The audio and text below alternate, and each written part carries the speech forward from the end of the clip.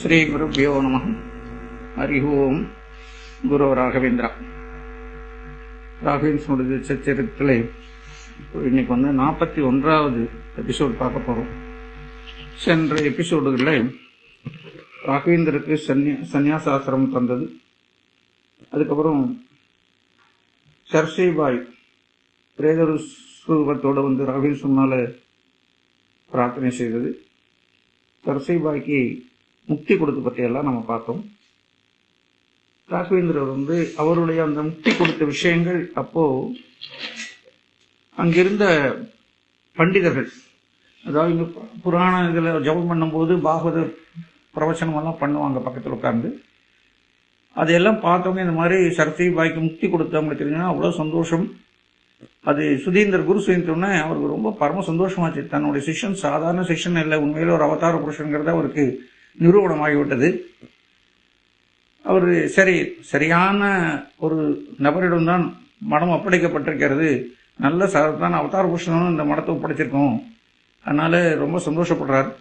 ஒரு 3 மாதம் வரையிலும் அவர் ராகவேந்திரருடைய அந்த மடத்தை நடத்திச்சு கொண்டிருக்கிற விதம், பக்தி பூஜா புனஸ்காரங்கள், சாஸ்திர விசாரங்கள், பாடப்பிரவச்சனங்கள், கிரந்த ரச்சனை, இந்த மாதிரி எல்லா ஆக்டிவிட்டிஸும் ரொம்ப திறம்பட, இன்க்ளூடிங் மடத்தோட அட்மினிஸ்ட்ரேஷன், அதையும் அவர் திறம்பட செய்யிட்டு வர்றார்.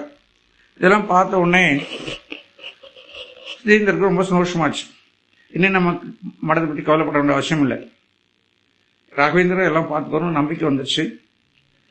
தன்னுடைய காலம் அந்திம காலம் வருதுங்கிற அவர் தெரிந்ததுனால சரி நம்ம ஒரு யாத்திரை போயிட்டு வந்துடுவோம், தேச சஞ்சாரம், அதாவது க்ஷேத்திர தரிசனம்லாம் பார்த்துலான்னு சொல்லிட்டு ராகவேந்திரன் சொல்றாரு, இந்த மாதிரி நான் க்ஷேத்திரம் போறேன், அப்படியே தெய்வ தரிசனம் பண்ணிட்டு வரலான்னு இருக்கேன் அப்படின்னு சொல்றாரு. சாமி நீங்க தனியா போகக்கூடாது, ஏன்னா உங்களை வயதாகி விட்டது, நானும் உங்களோட வரேன்னு சொல்லிட்டு ராகவேந்திரரும் அவரோட கிளம்ப எத்தனைக்கிறார் சொன்னார். சரின்னு சொல்லி சுதீந்திரர் ராகவேந்திரர் ஒரு மடத்தினோட பரிவாரங்களோட தேச சஞ்சாரம் கிளம்புகிறார்கள். அப்படியே இங்கிருந்து கும்மாணத்தும் மெதுவாக அப்படியே கொஞ்சமா ஒரு யாராவது கலந்து போய் ஹம்பி கஷேத்திரம் சேர்ந்துறாங்க. ஹம்பி அவர் அங்க தரிசனம் பார்த்துட்டு அங்கிருந்து ஆனைகுந்தி வருகிறார்கள். ஆனைகுந்தியில அங்கிருந்து நவபிருந்தாவனம் வந்துடுறார்.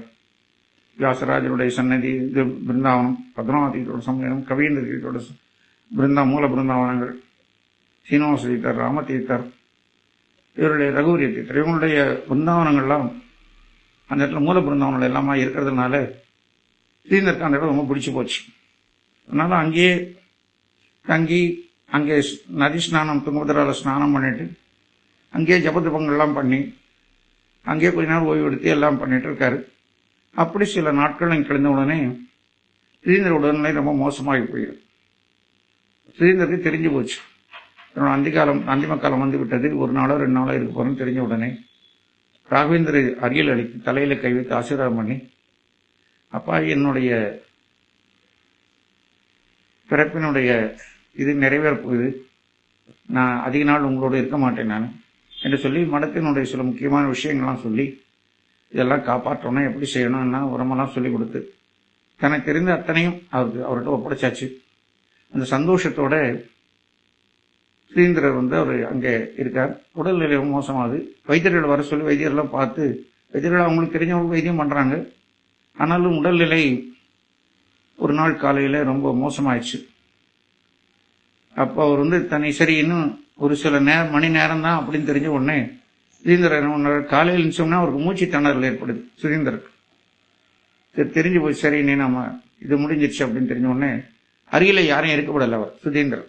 ராகவேந்திரன் சொல்ற, நீ கொஞ்சம் வெளியில போ, நான் கொஞ்ச நேரம் இங்கே இருந்துட்டு அப்புறம் நான் சொல்றேன்னு சொல்றாரு. ஒரு 5 நிமிஷம் 10 நிமிஷம் முடிச்ச உடனே அப்படியே அவர் தியானம் பண்ணார். அப்படியே தலை சாஞ்சு போச்சு. தூரத்துல வர பார்த்துட்டே சுப்பந்தி ஒருத்தர் உள்ளே பக்கத்துல பாக்குறாரு, நாடி வச்சு பாக்குறாரு. அவர் ஹரிபாதம் அடைந்து விட்டாருன்னு தெரிஞ்ச உடனே ராகவேந்திரத்தை ஓடின்னு சொல்றாரு, சுவாமி பெரியவ சுவாமி நான் போயிட்டாருன்னு சொல்லி சொன்ன உடனே ராகவேந்தர் ஓடி அவரை பார்த்து நாடி பிடிச்சி எல்லாம் பார்த்துட்டு அவர் இறைவனடி சேர்ந்து விட்டாருன்னு தெரிந்து ரொம்ப துக்கப்படுறார். ஒரு நல்ல குருவை நான் இழந்து விட்டேன், நமக்கு நிறைய வழிகாட்டினாங்க, அவங்கள ரொம்ப வருத்தப்பட்டு இருந்தாலும் வேற வழி இல்லை, இறைச்சித்தம் ஏற்றுக்கொள்ள வேண்டியதானே. ஆனால் அங்கேயே அவருக்கு பிருந்தாவனம் நிர்மாணம் பண்ணி அவருக்கு பிருந்தாவன பிரதிஷ்டையெல்லாம் செய்து சரம ஸ்லோகம் அவர் மேல் பாடி அவர் பிருந்தாவனத்து மேலே மூலராமர், திவ்யராமர், ஜெயராமர் எல்லாம் வச்சு கனகாபிஷேகம் பண்ணி அவருடைய அந்த ஆராதனையை மிக சிறப்பாக செய்து அன்னெல்லாம் தட்சிணம் தானமெல்லாம் கொடுத்து சமாதானம் ரொம்ப சிறப்பாக நடத்திட்டு அப்புறம் அங்கிருந்து அப்படியே கும்பகோணம் நோக்கி திரும்பி வருகிறார். கும்பகோணத்தில் அவர் சுமார் 10 வருட காலங்கள் எங்கேயுமே போகல. கும்பகோணத்தில் தங்கியிருந்து பாடப்பிரவச்சனங்கள், கிரந்த ரச்சனைகள், அப்புறம் மற்ற பூஜாதி காரியங்கள், மடத்தினுடைய நிர்வாகங்கள், அப்புறம் அங்கிருந்து அவருடைய பக்தர்களுக்கு அனுகிரகம் செய்வது, இந்த மாதிரி வரிசையா ரெகுலராக அவருடைய ஒர்க் போயிட்டே இருக்கு. இப்படி இருக்கும்போது யாதவேந்தர் அப்படியே வட இந்தியாலாம் யாத்திரை போயிட்டு தென்னிந்தியா நோக்கி வருகிறார். ஒரு நேரம் மதுரைக்கு வர்றார். மதுரைக்கு வந்தோடனே யாதவேந்தருக்கு அவருடைய குரு பிருந்தாவனஸ்தர் ஆகிட்டாருங்கிற தகவல் தெரிஞ்சவொடனே ரொம்ப வருத்தப்படுறார். சரி, உடனே அவர் என்ன பண்றாருன்னா நேராக கும்பகோணத்துக்கு வர்றார். யாதவேந்தர் கும்பகோணத்துக்கு வர்றாருன்னு தெரிஞ்ச உடனே ராகவேந்தர் அவரை வரவேற்பதற்கு உண்டான ஏற்பாடுகள்லாம் கிரமமாக செய்து பூர்ண மரியாதையோட அவர் அழைக்கிறதுக்கு தயாரா இருக்கார்.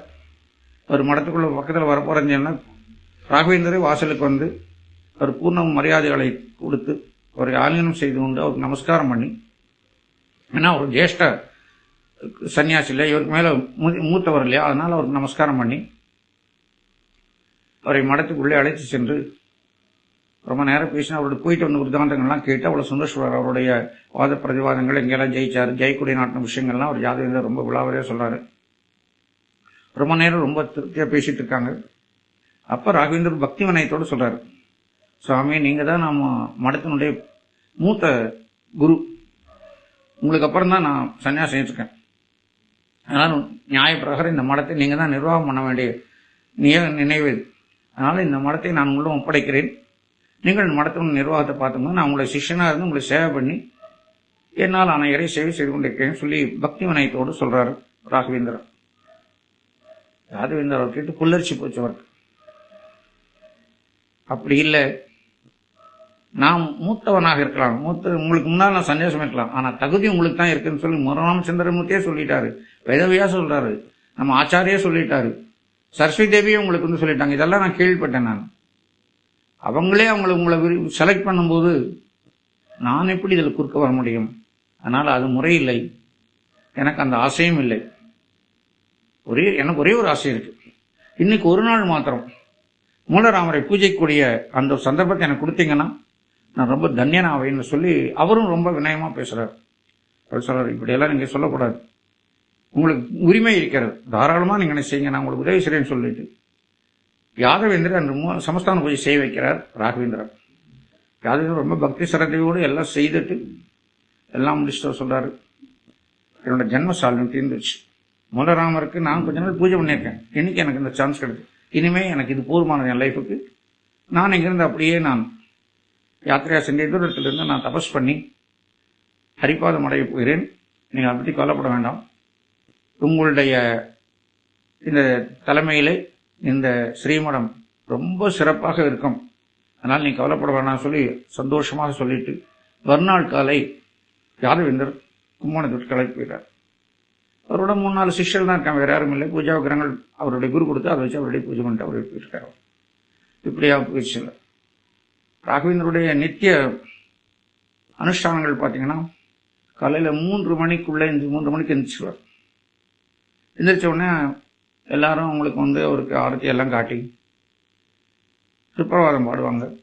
உடனே அவர் எழுந்து முதல்ல குருவை வணங்கி மானசீகமா குரு எல்லா மாதிரியும் ஸ்ரீந்திரர், விஜயேந்திரர், ஆச்சாரியர், மத்வாச்சாரியர் இவங்களை எல்லாம் மனசுக்குள்ளே பிரார்த்தனை பண்ணிட்டு மூல ரகுபதியை தியானம் பண்ணி வேதவியாசர் தியானம் பண்ணி அவங்களுக்கெல்லாம் பிரார்த்தனை பண்ணிட்டு அப்புறம் இறங்கி தந்ததாவனம், அதாவது பல் துளக்கி முகம்லாம் கழுவிட்டு அங்கே வாசல் இருக்கக்கூடிய துளசி மரத்தை லக்ஷ்மி தேவியை வணங்கி அதுக்கப்புறம் அங்கே நதி ஸ்நானத்துக்கு காலையில் கிளம்பிடுவார். அப்போ கூட சிஷ்யர் எல்லாம் கூட போவாங்க. பாகவத இதெல்லாம் பாராயணம் பண்ணிட்டே போவாங்க. மகாபாரத இதிகாசங்கள் பாராயணம் பண்ணிட்டே போவாங்க. இங்கே போய் காவிக்கரையிலே ஸ்நானம் செய்துவிட்டு அக்கமர்ஷ்ண ஸ்நானம், மிருத்திகா ஸ்நானம்னு 2 விதமான ஸ்நானங்கள். முதல்ல ஸ்நானம் பண்ணிட்டு அக்கமர்ஷ்ண சூக்தம் சொல்லி ஸ்நானம் பண்ணணும். ஒரு சன்னியாசியும் பண்ணக்கூடியதான். அக்கமர்ஷ்ண சூக்தம் என்பது என்னன்னா, தான் மடத்து நிர்வாகத்தில் இருக்கும்போது வருமானம் வரத்துக்கு வரும்போது அதுல தவறான முறையிலே சம்பாதிச்ச பணம் மடத்துக்கு வந்தால் அது தோஷம், அந்த பீடாதிபதிக்கு சேரும். அதனால அந்த மாதிரி ஏதானும் தெரியாமல் வாங்கினால் அதை மன்னிக்கும் சொல்லி இறைவனும் பிரார்த்தனை பண்ணக்கூடியது. அக்கமர்ஷ்ண சூக்தம் சொல்லி ஸ்நானம் பண்ணணும். இந்த மாதிரி இன்னைக்கு நான் நேற்று இதுவரையில நான் செய்ததில்லை, ஏதானும் தவறான வழியிலே சம்பாதிக்க பணத்தை நான் மடத்துக்காக வாங்கியிருந்தால், தெரியாமலோ தெரிஞ்சு எப்படின்னு வாங்கினாலும் தோஷமே, அதை சுவாமி மன்னிக்கணும்னு சொல்லி சுவாமிகிட்ட பிரார்த்தனை பண்ணக்கூடியது. அந்த அக்கமர்ஷ்ண சூக்தம் சொல்லிட்டு அப்புறம் மிருத்திகை எடுத்து காலில் இதெல்லாம் வச்சுக்கணும். உள்ளங்கையில, கையில பின்பக்கத்துல, காலில், முழங்காலில், நெத்தியில, நெஞ்சில, இந்த மாதிரி ஒவ்வொரு இடத்துலையும் இத்தனை தடவை அந்த மண்ணை எடுத்து வச்சுக்கணும். வண்டல் மண் நல்லா அதுக்குன்னு நல்லா சலிச்சு நைஸான மணல் வச்சிருப்பாங்க. அதை எடுத்து உடம்புல தேய்க்கணும். அவங்க சோப்பெல்லாம் யூஸ் பண்ண மாட்டாங்க இல்லையா, அதை யூஸ் பண்ணி மிருத்திகா ஸ்நானம் ஆனவர்கள் அப்புறம் உலர்ந்த வஸ்திரங்களை அணிந்து கொண்டு அங்கே உட்கார்ந்து ஜபம் பண்ணுவாங்க. அஷ்டமகா மந்திரங்கள், விதேசமான பிரணவ மந்திரம் எல்லாம் ஜபம் பண்ணி அதுக்குள்ள ஓரளவுக்கு நல்லா பல பலன் விடிஞ்ச உடனே ஒரு 7 மணி போல ஆயிடும் அதுக்குள்ள. அதுக்கப்புறம் நேராக அங்கிருந்த ஒரு நம்ம கும்பேஸ்வரர் சன்னைக்கு வந்து கும்பேஸ்வரர் மங்களாம்பிகை தரிசனம் பார்த்து சக்கரபாணி சாரங்கபாணி கோயிலெலாம் பார்த்துட்டு அதுக்கப்புறம் சோலைப்பன் தெருவில் உள்ள விஜயேந்திரருடைய பிருந்தாவனத்துக்கு வந்து நமஸ்காரம் பண்ணி பிரதேச நமஸ்காரங்கள் பண்ணிட்டு அதுக்கப்புறம் ஸ்ரீமடத்துக்கு வந்துடுவார். ஸ்ரீமடத்தில் அப்போ வந்த உடனே பாடப்பிரவச்சனங்கள் எல்லாம் ஆரம்பமாகும். அது சுமார் 11 மணி வரையிலும் இந்த பாடப்பிரவச்சனம் நடக்கும். ஒரு 9 மணியிலிருந்து ஆரம்பித்தார் 11 மணி வரையிலும் நடக்கும். 11, 12 அங்கே இருக்க பாரிஷாதர்கள் அவருடைய மடத்தின் சிப்பந்திகள் வந்து சுவாமிகிட்ட ஞாபகம், சுவாமி சமஸ்தான பூஜைக்கு நேரமாகும் சொன்ன உடனே எழுந்து மீண்டும் ஸ்நானம் செய்து மடத்திலே ஸ்நானம் பண்ணுவாங்க. மடத்திலே ஸ்நானம் பண்ணி அப்புறம் மடி உடுத்திட்டு வந்து மீண்டும் ஜபம் பண்ணிட்டு சமஸ்தான பூஜைக்கு வருவார். சமஸ்தான பூஜையில் வந்து சிவத்த தீபம், அப்புறம் அனந்தாசனம், வைகுண்டம் என்று 3 படிகள் இருக்கும். மேல் படியில் வந்து கருட வாகன லட்சுமி நாராயணர், அது சுதீந்திர தீர்த்தர் செய்து பூஜை பண்ணி அர்ச்சனை பூஜித்த அந்த இது மேல் இதில் வைகுண்டத்தில் இருக்கும். அனந்தாசனத்தில் வந்து திக்விஜயராமர், அப்புறம் மூலராமர், ஜெயராமர் இருக்கும், வியாசமுஷ்டி இருக்கும், இதெல்லாம் இருக்கும். அதுக்கு கீழே இருக்கிறதுல மற்ற விக்கிரகங்கள்லாம் இருக்கும். தனியாக ஒரு தட்டில் கீழே சாலிகிராமங்கள் நிறையா வச்சுருப்பாங்க. எல்லாத்துக்கும் நிதானமாக முறையாக எல்லாம் பூஜை பண்ணி அவளுக்கு அபிஷேகங்கள் பண்ணி அர்ச்சனைகள்லாம் பண்ணி அப்புறம் அவங்களுக்கு நைவேத்தியம் கொடுத்து அதுக்கப்புறம் மறுபடியும் மகான்களுக்கு இதுக்கு முன்னால் இந்த மூத்த மகான்களுக்கெல்லாம் ஹஸ்தோதம் கொடுத்துட்டு மகாமங்களத்தை காட்டி அதுக்கப்புறம் மறுபடியும் எல்லாத்துக்கும் தீர்த்தம் மந்திராட்சியெல்லாம் கொடுத்துருவாங்க. இது கொடுத்து முடிச்சு மணி 1 மணிக்கு மேலே ஆகிடும். அதுக்கப்புறம் மறுபடியும் அவர் வந்து பிக்ஷைக்கு போவார். அவர் அன்னைக்கு அந்த பிக்ஷை எடுத்துக்கிட்டு ஒரு 10 நிமிஷம் கூட ரெஸ்ட் இருக்காது. உடனே மறுபடியும் 2 மணியை போல மறுபடியும் பாடப்பிரவச்சனத்துக்கு வந்துடுவார். அங்கே மறுபடியும் அதுக்கு தகுந்த மாதிரி அந்த மாணவர்கள்லாம் அந்த லெவலில் இருக்க மாணவர்கள்லாம் வந்து அந்தந்த பாடங்களே அவர் வந்து மீமாம்சங்கள், அப்புறம் சுதா, நியாயசுதா, அப்புறம் சந்திரிகா, தாத்பரிய சந்திரிகா, அப்புறம் நிறைய விஷயங்கள் அந்த மாதிரி தான். அந்த மாதிரி நிறைய கிரந்தங்கள் எல்லாம் மத்வாச்சாரிய கிரந்தங்கள் இது எல்லாத்தையும் இந்த பிரம்மசூத்திரத்துக்கு எழுதின அனுபாஷ்யம், ஸ்ரீமத் இதுக்கு வந்து பிரம்மசூத்திர பாஷ்யம், இதெல்லாம் அவர் வந்து பாடம் எடுப்பார். எடுத்து முடிஞ்சோன்னா சாயந்தரம் 4 மணி ஆயிடும். சாயந்தரம் 4 மணி ஆன உடனே அந்த நகரத்தில் கூட பிரமுகர்கள் மற்ற பக்தர்கள் எல்லாம் காத்திருப்பார்கள். அவர்கிட்ட பேசணும், அவர்கிட்ட ஆசீர்வாதம் வாங்கணும், டிஸ்கஸ் பண்ணணும், நிறைய பேர் காத்திருக்கணும். அந்த 4 மணிலேருந்து ஒரு 6, 6:30 மணி வரையிலும் அந்த நகர பிரமுகர்கள் இவங்களெல்லாம் வந்து அவங்ககிட்ட எல்லாம் ஆசீர்வாதம் நிறைய விஷயங்கள் டிஸ்கஸ் பண்ணுவாங்க, ஆன்மீக விஷயங்கள் டிஸ்கஸ் பண்ணுவாங்க. எல்லாம் வர்றவங்க மறுபடியும் ஆசீர்வாதம் பண்ணணும், பிரச்சனைகளை சொல்லுவாங்க. அவங்களுக்கு எல்லாம் சமாதானப்படுத்தி மந்திராட்சி கொடுத்து ஆசீர்வாதம் பண்ணி மணி 6:30 ஆயிடும். மீண்டும் ஸ்நானம் பண்ணிட்டு அதுக்கப்புறம் மாலை நேரம் பூஜை. மாலை நேர பூஜையில எல்லாம் பிரார்த்தனை பண்ணி அவர் ஒரு தசாவதாரத்தினால் ஒவ்வொரு அவதாரத்தையும் ஒரு தனியாக ஸ்லோகம் ஏற்றி மூலராமரைப்படியே பார்த்து பாடிட்டு அதுக்கப்புறம் மறுபடியும் சுவாமிக்கு நைவேத்தியம் ஆர்த்தியை காட்டி நைவேத்தியம் முடிச்சு ஆர்த்தி காட்டிட்டு அதுக்கப்புறம் மறுபடியும் மடத்தினுடைய நிர்வாக சம்பந்தப்பட்டவர்கள் சிப்பந்திகளாக அவர்கிட்ட அன்றைக்கு நடந்த விஷயங்கள் என்னென்ன செய்யணும், தன்னுடைய மடத்தின் என்ன செலவுகள், பண வரவு செலவுகள், மற்ற கடித போக்குகள் யார்கிட்ட ஏதாவது வந்திருக்கோ அதுக்கு என்ன செய்யறதுன்னு அவர்கிட்ட எல்லாம் கலந்து பேசுவாங்க. இப்படியா மணி 10 ஆயிடும். 10 மணிக்கு அவர் உட்கார்ந்து கிரந்த ரச்சனை, கிரந்தங்கள் இயற்றுதல். அது 10 மணிக்கு ஆரம்பிச்சாருன்னா கிட்டத்தட்ட 1 மணி வரையிலும் ஆகும். அப்புறம் 1 மணிக்கு அவர் படுத்துட்டா 3 மணிக்கு 2 மணி நேரம் தான் அவருடைய தூக்கம். இப்படியா அவருடைய நித்திய அனுஷ்டானங்கள்லாம் போயிட்டு இருந்தது. அதுக்கப்புறம் அடுத்தவள் அவருடைய மகிமைகளும் 1 by 1 நம்ம பார்க்க போறோம். தஞ்சாவூர்ல பஞ்சம் ஏற்பட்டது, அதை பத்தி அவர் எப்படி பண்ணாருங்கிறதெல்லாம், அதுக்கப்புறம் திக்விஜய யாத்திரை போனதெல்லாம் ஒவ்வொன்றா பார்க்க போறோம். குருராஜா.